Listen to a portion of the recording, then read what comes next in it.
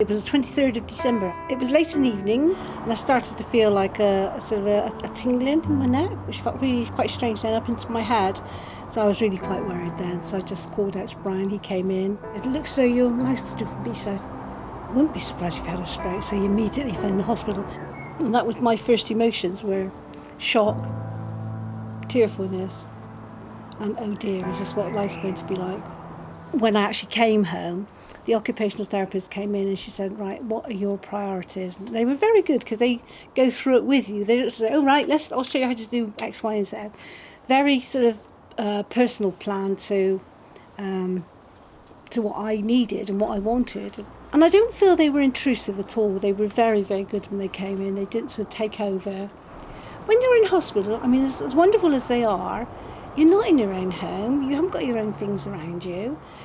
You had to make the effort to get there, which isn't easy, really, getting in and out of transport. I think services at home are the best thing.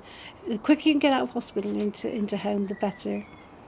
At the beginning, the carers came in and showed me how I could deal with Adrian for dressing and washing and toiletry and so on. And then they gradually stood back and allowed me to get on with it. It made you feel important. It made you feel they can help you, but at the same time rely on you to do what they had told you, and it worked well. That's why we're where we are and can do with what we do. I wanted to be able to go out with Brian in the car, and didn't really know how we were going to get me from the house into the car. So the physiotherapist that was coming in, I mentioned it to her, and she said she would have a word with the occupational therapist back in the office.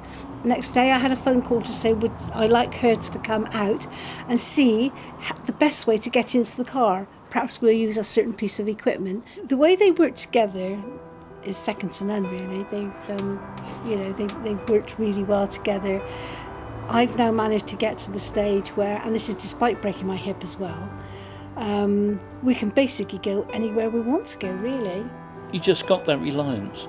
So I don't think anything that crops up in the future is going to be an obstacle as such, because we know with the partnership there is someone there who is prepared to help.